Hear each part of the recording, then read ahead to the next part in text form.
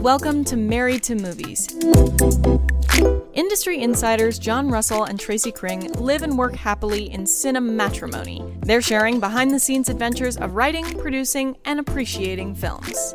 Good morning, babe. Good morning, babe. How you doing? You? Yes, me. I had no idea you'd never seen Cujo. Yes. And you know what you said? You said, I thought you were a film guy. Well, I did think you were a film guy. I am a film guy. I'm more of a film guy than you're a film girl. Oh, I do not think so. Oh, let's battle. Let's go. No, I do not think so. I was surprised how much of the family setup there was. There's a lot, and the emotional sort of between the people before anything happened to Cujo. And that guy, the guy who she's cheating on her husband with. Yes. Was her husband. Was her real husband. And they were on the Howling together. That's Dee Wallace. Dee Wallace. You worked with Dee. I worked with Dee on The Forest Hills, and that's enough that. Is there, yeah. Does anybody not know what Cujo is? I think some people may not know. Cujo is a Stephen King. It's a Stephen King book about a rabid Saint Bernard. Very large dog. Not a very easy thing to say. Rabid Saint Bernard. A rabid Saint Bernard. A rabid Saint Bernard. A rabid Saint Bernard. A rabid Saint Bernard. Yeah. Good. Yes, and this kind of like family who lives 6 miles out of town, fix up cars, and it's like very sweaty, dirty men out there. She's having an affair, and her husband. A lot of family drama. Her husband but is at the losing same his time, job. Cujo having a lot of drama on his own. Yeah, but who's not the family out there who fixes cars? That mama wins the lottery. She does. And she goes out of town. Yeah, and her husband's kind of a piece of shit. He's a real piece of crap. Yeah, he really is. But that's okay. Cujo gets him. We are following these families the whole time that we're seeing Cujo. Apparently in the book, there are chapters, and I've never read the book. Just the dog? Of the dog's thought process. What the dog is thinking, what the dog is feeling. And it's probably escalating. It is escalating, exactly. That's interesting. Cujo gets bitten on the nose by a bat. Cujo is one of those movies. I don't know what year it came out. 81, 82, something like that. Whenever VCRs and tapes were first coming out. Yeah. And we used to go to Curtis Mathis and rent a VCR. Oh, shoot. That's right. And it started out as a pretty small collection of films, but diverse, good selection. The lady in there had a son who I went to high school with, and she had this fluffy brown hair, very fluffy. She wore those knobby sweaters. I don't know. It was just knobby. Okay, it was knobby. Knobby as fuck. She always smoked 100s. Oh, like Virginia Slim 100s. Not Marlboro 100s? Because that was your cigarette of choice. Marlboro Ultralight 100s. Yes. That was my cigarette. Yes. Within a few months, we really had gone through every single video at Curtis Mathis. And for people who don't remember, they rented furniture and washers and dryers. Yeah, and washers and dryers was the big thing. Yeah. Oh. Because I was like, wow, we've seen a lot of movies. And we started talking about it. Okay. And my dad goes, well, get a pen and paper and let's make a list. Yes. And there were I numbered it, and there were 300 and something that we came up with. So was the whole point of this story to try to prove to me that you were more of a film woman than I was a film man? I would just say I had a lot more access. I highly recommend Cujo. It's a good old school. It is. Horror film. It's horror without anything supernatural. No, it's just man against beast. So this week has been crazy for everyone in the world, and I briefly want to talk about it from my perspective, and I'm interested in your perspective too. With the assassination, I'll use that word, of Charlie Kirk. The things that he said were unbelievably horrible. People who say, well, I didn't like all of what Charlie Kirk said, but I agreed with him sometimes. You don't need to do that. If you find somebody who says horrible things, find somebody else. Quite honestly, you could say the same of Nietzsche. Sure, you could say, absolutely. He was an edgelord. He would act like he was debating, and he would bring up the most unbelievably just Why? Well, no. lying. He reminds me of Cher in Clueless. Okay. Because it's like, remember whenever Cher's getting up to debate and it's like violence on TV? Okay. And she's like, well, isn't the news violent? And how can we expect people not to, want to watch films for entertainment whenever our own news is violent? And Amber's like, how can I debate that? Right, exactly. You're saying something that is silly. So silly and such a lie. Stupid and such so a lie. Groundless. I mean, he was not provable. What they were talking about was, should transgender people have weapons? Because, there was one shooting with a transgender person. Oh, That's sure. what he was talking about should white when men? he died. Should Yeah, it's ridiculous. Yeah, it's a ridiculous. That is a very dumb thing. What happens is you say something ridiculous and then somebody has to defend the point, and that validates the fact that they made the point because you have to defend it. So there's a philosopher in the 40s and he brought up something called the paradox of tolerance. And the idea is that if you have a tolerant society, eventually intolerant ideas are going to rise to the surface and overpower tolerance. Mm-hmm. You have to become intolerant of intolerant ideas to have a tolerant society. And that is the battle that we have been fighting, because things like Black Lives Matter, the woke movement, Me Too, all of these things were, okay, we're not tolerating this anymore. Mm-hmm. We're done. Okay? Well, we're intolerant. And we're intolerant of these intolerant ideas. They come back with intolerance. They come back and they say, no, that's too far. No. Why can't I say the R word? And then we're intolerant of that. Right. And then we become intolerant. And then someone like Bill Maher comes out and he's just like, look, this has gone too far. Oh, they won't even let conservatives talk on college campuses. Well, you know why they won't let conservatives? Because they're going to get shot. Well, and because we're trying to be intolerant of intolerant ideas. Yeah. To protect tolerance. And that's the paradox. Yeah. The paradox is that once you are intolerant, you have created an ecosystem of intolerance. Exactly. So this is this weird balance that we have to have. Like, as liberals, we have to I feel like understand the other perspective. Well, and the only thing to do is, as intolerance raises, become more tolerant. Yes. And people, that's hard. That is very hard. That's very hard to be tolerant of some of this speech. Oh, incredibly. This country is so intolerant to women that Donald Trump would win presidency over two of us. 100%. 100%. And nobody talks about how this country is full of men and some of their conservative women who hate women. They're all misogynists. They're all incels. Oh, they're all incels for sure. Okay. They may be having sex, but the women, wish they were with someone else. Okay. Jason Momoa. Yeah. Pedro Pascal. Exactly. Real men. Real men. Whenever you listen to someone like Nick Fuentes, you'll never be president, sweetie. Yeah. That's what he says. Yeah, exactly. Exactly. Right. But Charlie Kirk says it like this. Well, women don't have the intellectual capacity to do things, without DEI. When I was 31 years old, which is when he died, I thought a lot of unbelievably stupid things. God knows you did. Absolutely. Unbelievably stupid things. I was with you then. Yeah, exactly. And he will never have had a chance to look back and go, holy shit, I can't believe I believe that. I feel like the universe gives people an opportunity to repent. Like even in the Bible, it says his will is that none should perish, but all come to repentance. Absolutely.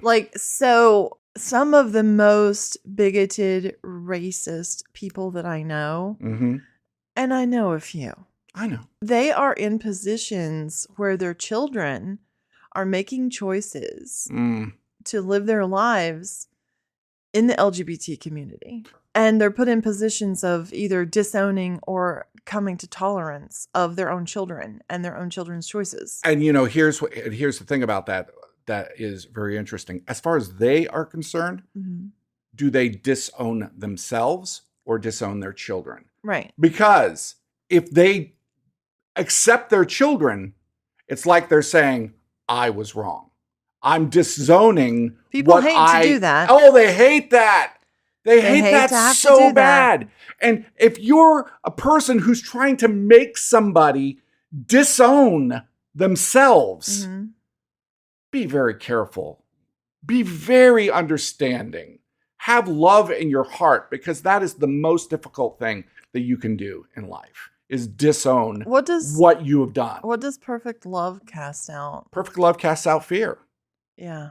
Perfect love casts out all fear. And that's what we're trying to do, is cast out the fear in this generation. There's new music that's on every Friday on Spotify. When you're going through and you're like clicking on the new music and your little comments and how quickly you will like move past it. No.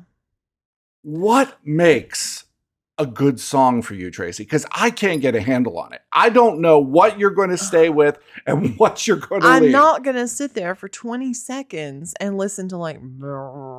Okay. So you got to get into the song. What happened to starting songs like immediately?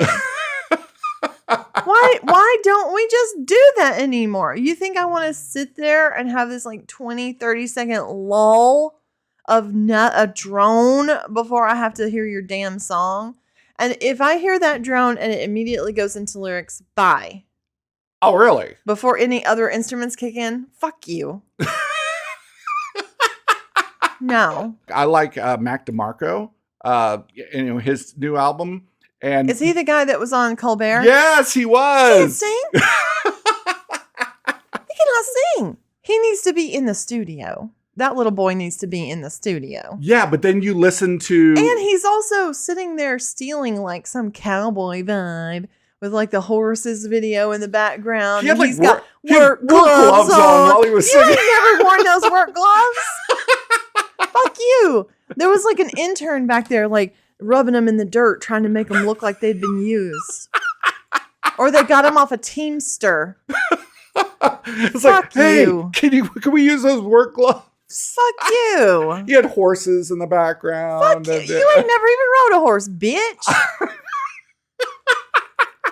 I don't care how great somebody is as a singer. To me, if they just have something interesting about their voice and if they're saying something with their song, unless it's just, a banger and it has a great beat or something like that. But no, you said when you heard Mac DeMarco singing Home, you were like, meow, meow, meow, meow, meow. Yeah, I never have listened to those fucking Cats Do Christmas carols, and I'm not gonna start now. Meow, meow, meow, meow, meow, meow, meow, meow. Back whenever I was getting things like bootleg things, I had a pretty good track record of picking bands that were going to be big. Okay.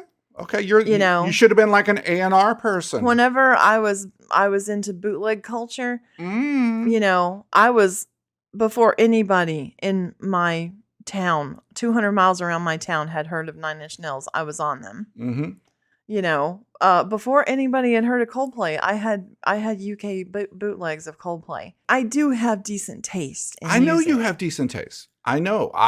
That's one of the things that definitely connected us together. Well, I remember riding in your piece of shit Mustang, probably at the point where none of the doors opened and we were climbing through the windows to get inside the car. Yeah. Those door handles break off in the winter. I was talking about music that I listened to like as a kid on records. Yeah. And I was like, oh yeah, I had like the best of the Guess Who. Like, yeah, absolutely. I love the Guess Who. I love the Guess Who. Burton Cummings' voice is incredible. And you were like, what? You know the Guess Who? And I was like, sugar tonight in my coffee. I was like, yeah. And like we started singing like These Eyes. And, These Eyes. Yeah. Undone, which is the I love Undone. Most amazing anti-American song ever. Yeah. Like there are like kind of pivotal moments as you're building a relationship with someone, and that was definitely pivotal. And the other pivotal moment I know what you're going to say. 1, TV 2, movie. 3. Medicating her. Yes. There was a TV movie with Melissa Gilbert in it where she was a lawyer defending like this kid who had been abused, and she was cross-examining the father. Right. And she was asking like what all these horrible things he had done to the girl. Right. And why had he done them? And he said, "Well, I was medicating her." I was medicating her private parts. And right, just, and she almost jumped over. If you remember, she was dealing with her own trauma throughout absolutely. the case. Yeah, and it was bringing up a lot of stuff for her. Yeah, this was like edgy Melissa So she Gilbert, loses her shit. She does, yeah, and just goes so funny, so far. We saw a movie that I'd gotten at the library. Now, I want to bring something up here. Okay. Mm-hmm. Now that we have decided we're going to get DVDs at the library, because you can't get them anywhere else. You can't get them at, and we have a DVD player. So we're going to get DVDs at the library. That's really sad that like that whole industry is just gone. It's gone. My issue is that now I am in charge, probably most of the time, of going and getting the DVDs. This is yet another way for me to get in trouble. Exactly. I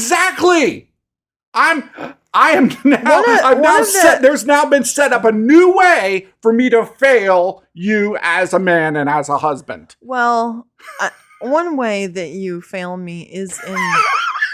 Wait a second. One way that you fail me is an incredible way to start a sentence. One way you're a failure as a man is you're incapable of picking out good fruit or veg. Okay. You'll bring home something and it'll have like 10 rotten things. So you've decided that you're going with me. We go together to get fruits and vegetables, it's fun. Or I order them and the store is responsible for it. Right. So, like last night, I got a couple of DVDs, and then I told you... You tell me the story to expose your failure. You tell on yourself. I did not know the story had it not been told to me. So you're choosing this. We're referring to the new Jurassic Park movie. I liked it. Yeah, which you liked, and I haven't seen yet. I liked it. Yes. I thought it had some new ideas. Okay. That's fair. I thought the action, the dinosaurs were good. But I got Thunderbolts instead, because I had not seen that, and you had not seen that. Yeah. But boy, Tracy has some issue with some comic book movies. It was very funny. She was just naming off all of these comic book characters and had no idea. It's like, is this one DC? No, that's Marvel. Is this one Marvel? No, that's DC. What about Transformers? Is the Hulk going to be in this one? The Transformers aren't anything. But why? Why aren't the Transformers a comic? Because the Transformers were a toy. And then they became a cartoon, and then it became movies. They've never been a comic. Maybe there were Transformers comics, but it never started as a comic. Was Teenage Mutant Ninja Turtles a comic? God. You just know this. No, I don't. I am going to devote absolutely no brain cells to all of this stupid shit that little boys like. Little boys like. Yeah. Last night in Thunderbolts, it was kind of about mental health. It was the storylines were about, kind of working through your own trauma. And about incels. It was very much about incels. Well, yeah, the one Boyd guy, he totally could have been an incel. Yeah. Yeah. Yeah. But there were big ideas within that, kind of silly story. Yes. Why am I watching this? well, look. You stopped it and Florence I was like, Pugh, no, go ahead. Florence Pugh just stands head and shoulders above everybody else as an actress. Then you said you don't even know if Wyatt Russell is a good actor. And I disagree with that. I don't know about that. I disagree with that. I don't know about that. He's not as good as his dad. Kurt Russell is a much better actor than Wyatt Russell. Wyatt Russell still has like a mirror right to the side of the camera that he's looking at himself in. Interesting. He's too aware that he's acting for me. Okay. In the same way that fucking Deadpool guy is. Ryan Reynolds? It was cringe. Yes. It was, yes. I got this movie called Magazine Dreams. If I was scrolling on streaming, Yes. I would never look at Magazine Dreams because it's like a bodybuilder dude. Okay, so yeah, it's Jonathan. I wouldn't watch that. Okay, so those of you who are not aware, Jonathan Majors got into tough. some Tough. big problems. Assault. He went, had to do some community service. He was, it was not good. It was not good. And because Against of that, his he girlfriend. lost his Marvel. He lost kind of his whole Marvel Wasn't thing. he like He was one of he the... was Kang. What? Who is Kang? Okay, Kang. Okay, he's Kang the Conqueror. Jesus Christ. Who's Don't make Kang? me explain this to you. Wait, what movie is he in? Kang, he was in Ant-Man, Quadrophenia. He ended up Quadrophenia? That's the Who. Quantumania, not Quadrophenia. Ant-Man, Quantumania, and Kang was supposed to be the new Thanos, and because of what happened, what Jonathan Majors did, he didn't do it. So at the same time, he had this movie that he did called Magazine Dreams, where he was a bodybuilder. Yeah, and that movie, which was supposed to be got pushed. Yeah, it was going to be like a big movie. It was going to be like a Oscar push movie. I think Neon had purchased it. It was going to be huge. And there was a bidding war for it and everything. And then this happened with Jonathan Majors. And then that movie just didn't come out for like 2 years. And it finally came out, but I'll bet you not a lot of people saw it. I do not recommend this movie. And it's not because it's not good. No, that movie is so good. It's incredibly good, but it gave me massive amounts of anxiety. A horrible person who is horribly damaged and probably should be on 16 kinds of medication. Well, it's his descent into the thing that madness. The thing that I really hated about it, I mean, I know that there are people in the world who live lives like this where they don't have anyone there for them, really. Right. I mean, he had a grandfather who he had to take bit. care of and who would hug him. But he would have these posters on the wall, and this is, I'm going to be this. He was killing himself. I'm going to be this. This is what I'm going to be. He was making himself, very sick. And that was the steroids. Magazine Dreams.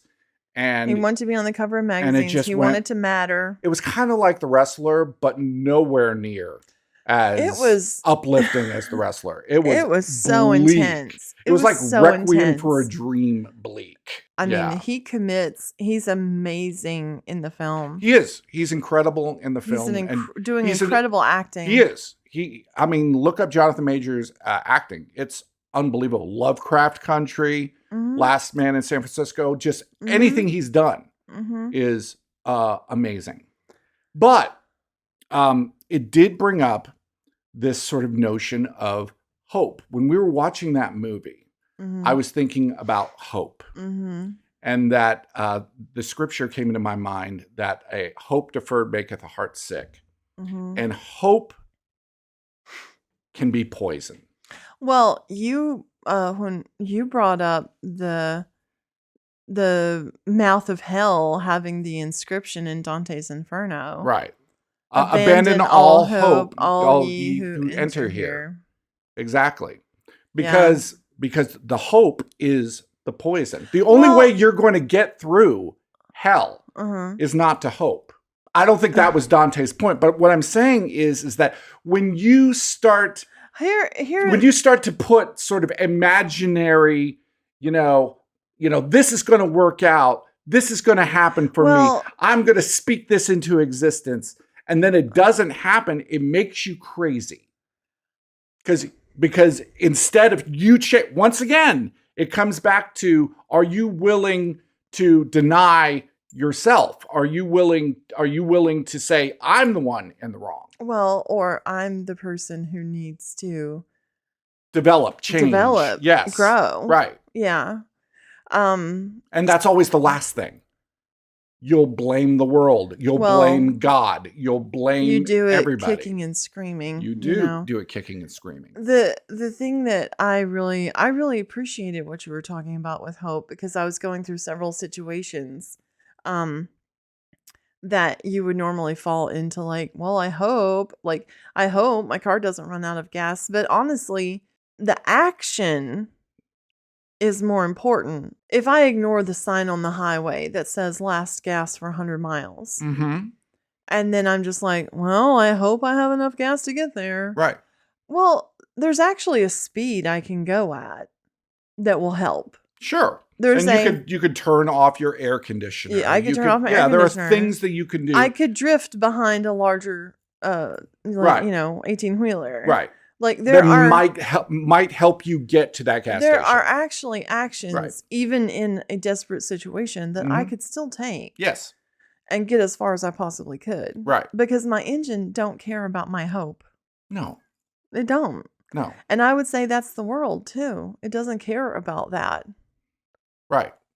Right. So I'm not saying I'm not saying that, being positive is a negative thing. I'm not saying that at all. Well, when you take situations and you're basically, everything is saying that this isn't going to work out, and you're like, it's going to work out. It's going to happen. And it doesn't. Who's getting stabbed? Are you getting stabbed, or is the other person getting stabbed? Right. There was this person, this filmmaker, and they posted and they said, basically, the reason that you haven't succeeded yet is that you haven't gone far enough. Anyone who's ever succeeded has just pushed and pushed and gone and never stopped and just, ground, they're grinders and blah, blah, blah, blah, blah. And I know someday I'm going to win an Oscar and, I'm going to be at Sundance and all these type of things. If that's your version of success, if that's your hope, good luck, man. Well, good luck. The problem is the attachment to the outcome. Well, they were talking about Ryan Coogler. It's like Ryan Coogler lived in his car and Ryan Coogler did something. You're not Ryan Coogler. I'm not saying you're not as talented as Ryan Coogler. I'm not saying that you don't have anything to say like Ryan Coogler. I'm saying you actually are not Ryan Coogler. So stop trying to put yourself in Ryan Coogler's shoes and using him as an example of what you should do. Well, I think it's great if you want to hustle because you need to pay your bills. Sure. What you want to hustle because you want to create. Yeah. You want to hustle because you've got something to say. Yeah. Great. Yeah, absolutely. But some attachment to some outcome of that is really dangerous. That is hope. And I see a lot of people who are attached to, well, one day I'm going to be the best at blah. And they're not getting there and they quit. Yeah. Whenever it's something they really enjoy. Right. You don't, and that's when I did The Artist's Way twice, and now I'm doing Walking in the World with, that's Julia Cameron's one of her other books. Just to create for creative sake. Like you just create to create. It doesn't have an outcome attached to it. You look at him and you're like, that's a bodybuilder. Other bodybuilders look at him and go, yeah, that ain't there. Not really. That's not there. Look at his legs. Yeah, exactly. Look at his deltoids. Yeah. You develop to the point that you physically can. So he has developed as much as he possibly can. With the help of steroids. Right. And but they're killing you. But he will never be what he is saying what success is. Right. Because it's just not in the cards for him. No, you just don't like. So change your view of success. If you don't enjoy the getting there, the having gotten there is meaningless. Mm-hmm. I have really enjoyed today. And I also have enjoyed that maybe for the first time in somebody's life, they got to hear about Curtis Mathis. It's hard not to get romantic about movies. Thanks for listening to Married to Movies.